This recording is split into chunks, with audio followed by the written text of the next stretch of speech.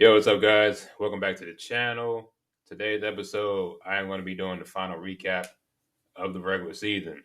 Notre Dame Fighting Irish. I'm going to do my recap of the final game against Stanford. I'll give you my, just thoughts and opinions on the season this year, and then what I think is going to happen going forward in the near future with the bowl game, and I guess further down the line, with the all season and training camp and all that and the recruiting trail. So first things first, let's go ahead and get into some of these stats. So we start with Notre Dame. Sam Hartman had a pedestrian game, 8 of 14, 140 yards, 2 touchdowns, and an interception.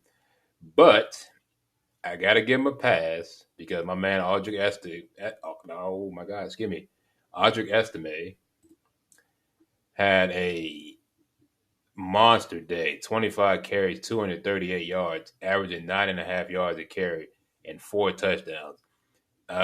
You ain't got to do much through the air when you got a guy like that running the ball. So I'll give him a pass. Plus, defense played exceptionally well. Ashton Daniels on the other side was 15 to 25, 152 yards, and an interception. They played 4 quarterbacks. They did absolutely nothing as a squad. In the rushing attack, they had 2 guys score. Tiger Bachmeyer, that's tight. I like that name. And Justin Lamson, he scored a touchdown. Lamson led the team with 82 yards on 10 carries, but he had a long of 49. So you do the math. The other 9 carries, he only had 33 yards on 9 carries. That is atrocious. Receiving for the Irish, it wasn't too much. It was pretty much, kind of mediocre. But like I said, it was all running game. I mean, they didn't have to do too much through the air. Greathouse and Faison scored a touchdown apiece. The Stanford receivers, E.J. Smith, he did have 116 yards on 7 receptions. Very nice. He had a long of 53, but it was all for naught. Alik Ayamanor had 7 for 58. Like I said, it wasn't too much in the passing game for either team. Notre Dame, we did have 2 turnovers, 2 fumbles. Stanford had 1 fumble that they lost as well. And defensively, the Irish led in tackles with oh no, I'm sorry. What am I reading? Oh, that's solo tackles. They led, Stanford led with 63 tackles. But like I said, you left this guy right here, Gaten Bernadelle, had 11, 5 solo. But it really made no difference what they did as a team defensively. Um, I think that's about it. There were Stanford kicked 3 field goals. That's about it. That's basically the gist of the stats. It was essentially the Audric Estimates show. The man had a monster game. He led the way, and he did his business. Sam Hartman, all he had to do was, just play within himself, and defense played exceptionally. I mean, it was over pretty much in the second quarter. So now let's go ahead and get into this article. Audric Estime scored 4 touchdowns. Number 17 Notre Dame routs Stanford 56 to 23. Let's see where we at. Audric Estime ran for a career high 238 yards to go with 4 touchdowns, and number 17 Notre Dame overcame 3 first half turnovers and beat Stanford 56 to 23 on Saturday. Estime, the first Notre Dame back to have 200 or more yards on the ground since Dexter Williams in 2018, had scoring runs of 39, 6, 5, and 25 in his 5th game this season of 100 yards or more. The 225-pound junior broke the school record for rushing touchdowns in the season with 18. Alan Pinkett had the mark previously with 17 in 1984. Damn, that record went 30 years? That's impressive. Estimate also moved up 6 spots to number 11 on Notre Dame's all-time list with 230, damn, 2,321 rushing yards. He'll have at least one more game in the Notre Dame uniform before deciding whether to return for another year in college or head for the NFL. My opinion, I'd probably leave. I think there's going to be a lot of shakeup. Hartman's gone. Um, they got a lot of seniors leaving. We don't know who the backup is. There's talks of the kid, Lincoln Riley from Duke, is possibly looking to transfer here, which I'll have opinions on that a little later. But I don't know if he wants to be. I guess for his draft stock, he can do more and possibly move up in the all time rushing list. But I mean, he's done more than enough the last couple seasons. I think he if he wanted to leave, I had no issues with that. Um, what a tough physical special player. What a tough physical special football player. Irish coach Marcus Freeman said. Obviously, he'll have a decision to make after the season on what he's going to do. He is a special talent that has given Notre Dame everything he's had for the past 3 seasons. Estime said he found motivation earlier this week when he was left off of the list. There's no way. When he was left off the list of 10 semifinalists for the Doak Walker Award, given out annually to the best running back in college. So who did they put on? That's crazy. Who they put on that list? If he ain't get on there, that's crazy. I'm about to look that up. I'm not gonna lie. I definitely feel like I'm one of the best running backs in the country, if not the best.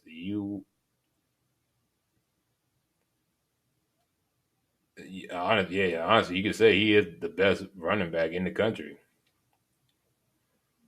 I really can't think of anybody else, to be honest. Maybe I can't really think unless it's some kid from like a smaller school. I can't really think of anybody in major like in Power Five that's like really like that. Let's see. Javante Gene is it John Baptist or Gene Baptist? Added a 60-yard touchdown return off a blocked field goal as the Irish won at Stanford the third straight time. Sam Hartman passed for 140 yards and 2 touchdowns. On the first year, coach Troy Taylor, the Cardinal 3-9 finished winners at home in a non-COVID year for the first time since 2006. I'm indebted to them, and I told them we'll be champions here. It will happen. Obviously, it didn't happen this year. Some of them won't be here physically when it happens, but they are part of it. Notre Dame is heading in the opposite direction. The Irish have won 4 or 5 of their way to their bowl invitation. The Irish trailed 16-14 midway through the second quarter, but responded by scoring touchdowns on 5 straight offensive possessions, followed by John Baptiste score on special teams before Stanford found the end zone midway through the fourth. Joshua Carty kicked 3 field goals for Stanford, including a 56-yarder. That's the longest by any kicker at Stanford Stadium since it was renovated in 2006. That's funny because that's also the same year they went winless at home. E.J. Smith had 7 catches for 116 yards for the Cardinals. Let's see. Takeaways. The Irish came out sputtering on both sides early, but eventually took off. Estimate is a hard-running physical back who doesn't shy away from contact. The Stanford appeared to have a chance at the upset, but lost momentum before halftime and never recovered. Yeah. The Irish could end up in the ReliaQuest Bowl. What is ReliaQuest? Previously known as the Outback Bowl. Okay. Bowl matches will be announced December 3rd. I will also be that's Sunday, right? I'm gonna try to do that live. I'm gonna try because that'll be like the playoff matchups and all that too. That's it for the Cardinals until next season. This season was marked by a 4 blowout loss, a double overtime win at Colorado after trailing by 29 points. Was the highlight. All right, so yeah, that was a little recap on the game. Straight dominance. Like I said, it was a little rough in the beginning, but they handled business, pulled away. Second and third quarters where they combined for 42 points.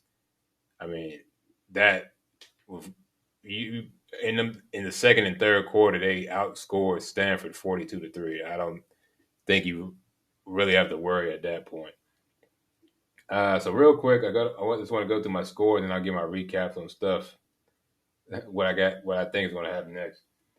So I had Notre Dame winning 42-17. Um, Once again, I'm really bad at the predicting score stuff because, like I said, I didn't think they would be able to. I didn't think they covered the spread. The spread was 25 and a half. I didn't take the spread, but they won by 20. Oh, they won by 32. So they still covered. That's incredible. And the over under was 49 and a half, and I obviously took the over. That was the over.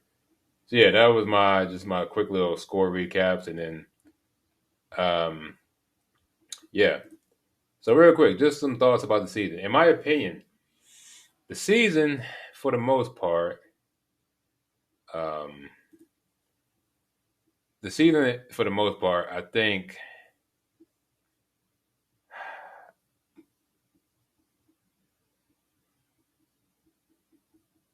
I think looking back at it, I think it was I think it was a little bit of a disappointment because I think this was really the season they thought they legitimately had a shot to get into the playoff. I thought they did. Um, but I can't be too mad at the losses. We should have beat Ohio State. Louisville was a very weird game, but Louisville has been very. I mean, Louisville is playing for the ACC title, so I can't be too upset about that loss. And then Clemson has somehow gotten gotten their feet back under them the last few weeks, so that's not a bad loss, all things considered. Um, so all we have left this year, we got the bowl game. We don't know where we're going to be playing specifically. We will find that out on the third, which is Sunday. That bowl game though is going to be very very crucial towards going into the next season. Every bowl game is. It's good for recruiting, good for morale. You played hard the whole season. You deserve that extra bowl game. You know what I'm saying? Plus, it helps you get an extra piece of hardware. It gives you another game to play. It gives you another few weeks to prepare. Um, so you don't have to go back to I guess just you having to go back to just normal college life for a few months. You get to extend it for a little bit more. Um, my concern. No, that's not one. I want to look at the roster. So my concern is, let me go this way, is what we're losing. So we're losing. What is this? We're losing three running backs to graduation. We're losing an offensive lineman, both our tight ends. Sam Hartman. We're losing the quarterback, four receivers. What's that? Four offensive linemen, three tight. I'm just going down. Four tight ends. There's a oh, that's juniors.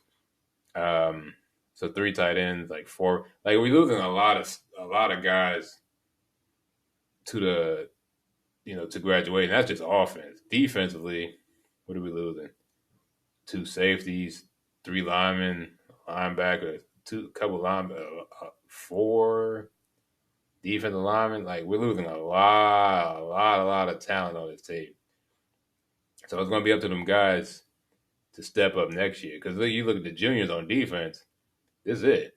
They got five juniors on defense, and I mean, we should be fine here because this is, I mean, at least to this degree, because I don't think these guys are coming. I don't think any of these guys are going to be coming out this year. I could be wrong, but I don't think so. But they have a lot of freshmen and sophomores. Um, special teams, we're losing. What we got? Long snapper. Uh, I guess PK is like a is that punt kick return? I guess I'm not sure what that means. And then we're losing two punters, so it's a lot of talent leaving this year. But we have a lot of young talent coming up. So hopefully they get into the offseason, they train, they get better, and they'll be the next guys to take over. And then we also have the new guys, all the guys coming in, and we got the transfers. So I'm going to keep my expectations tempered for next season. At least, I mean, for right now, you're riding high. Like I said, we got the bowl game. That it all depends on who we play. That will determine how I feel going into that game. But I mean, we have a chance against anybody that we play. It doesn't really matter. Um, Speaking of what's happening in the near future, this story also came out. I just want to see if there's anything else. So this right here, what's this?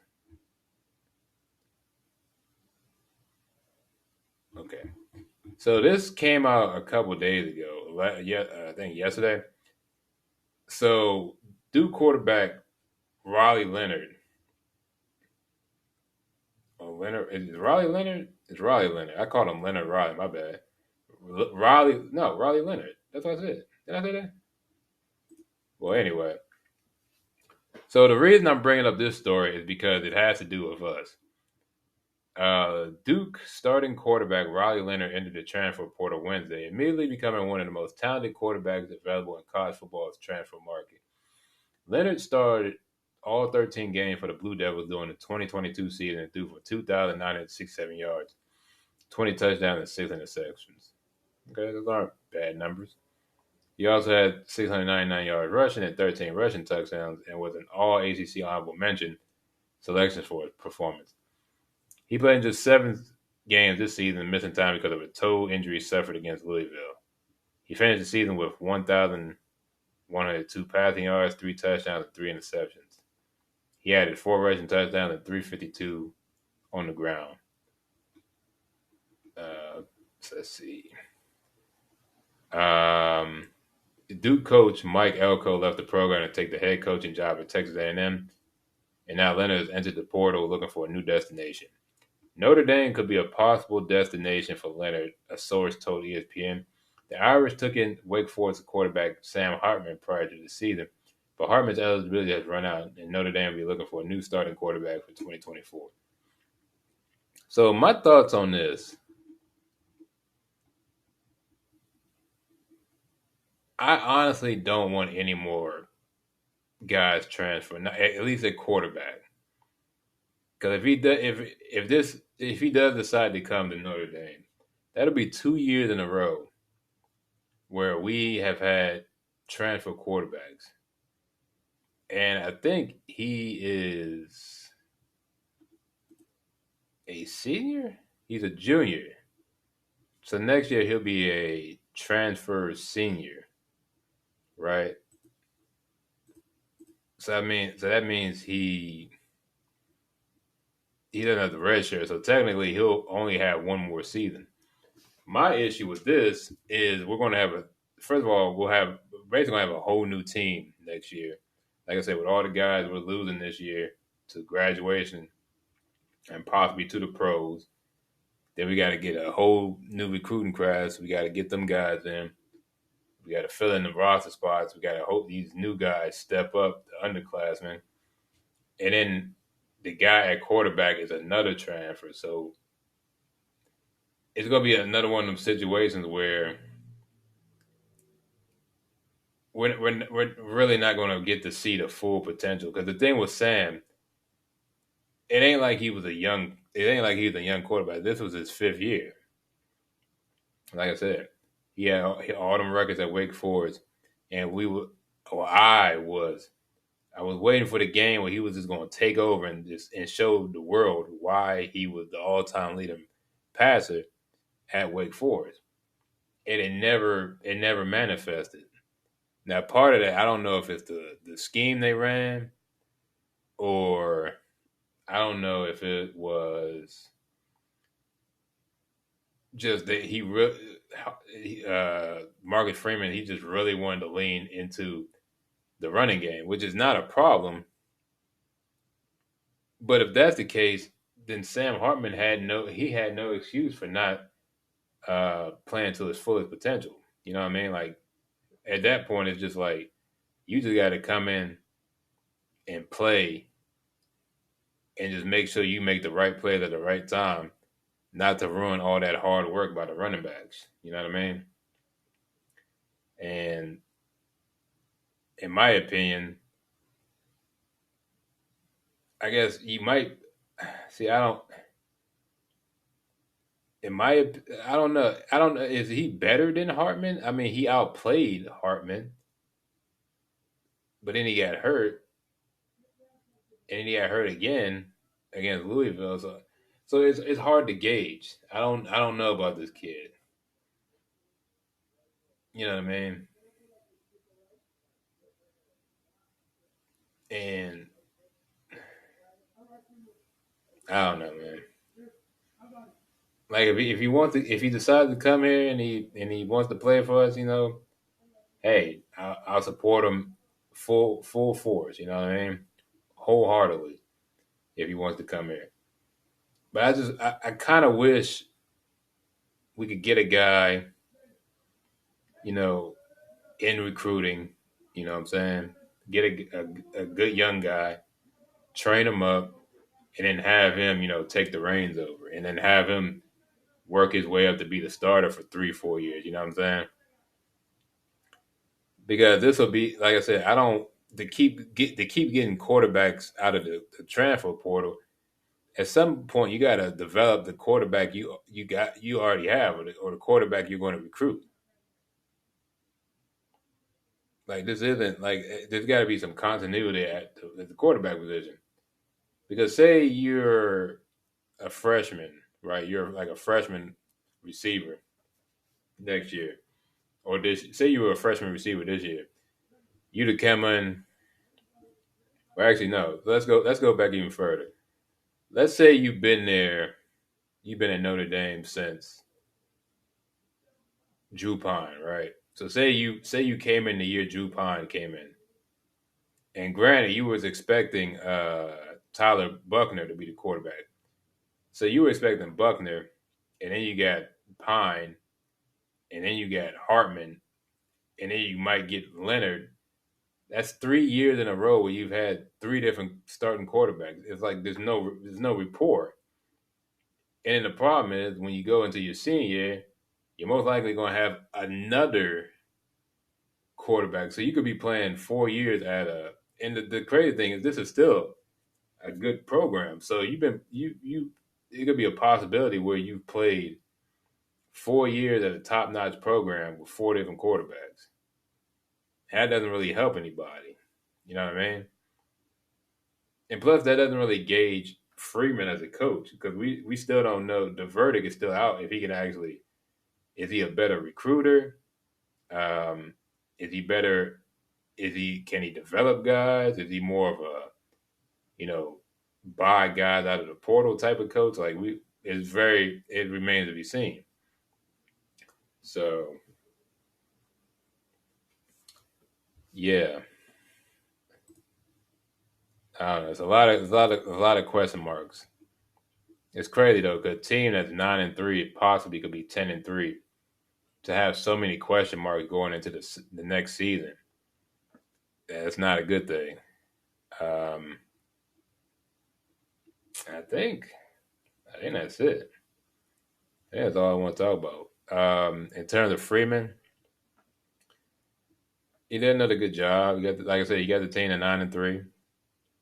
Um, honestly, we should be 10-1 or 11-1, but I guess you can't win them all. But like that. Like I said, this whole Ohio State game hurts because it was the final play on the drive on a play that the whole world saw coming. Louisville was like really the only hiccup. Um, that was just a weird game. Louisville is for real though.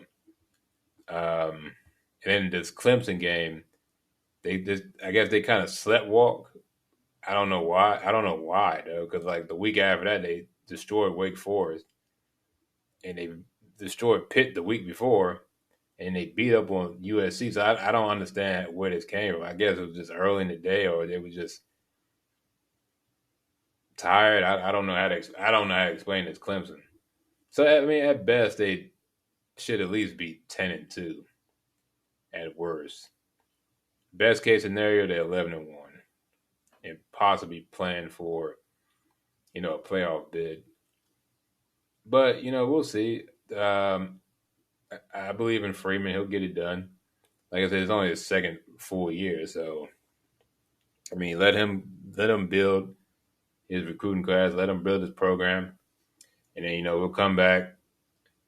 Uh, at the end of next season when I do the recap for that season, and you'll get my thoughts on him as what I think of him as the Irish coach. Um, yeah, that's all I got. Thank you for watching. Hope you enjoyed, and I will see you all in the next video, which will be it'll be my conference title predictions. So that should be a fun one. All right. So we'll see you later, guys. Peace out. Go Irish.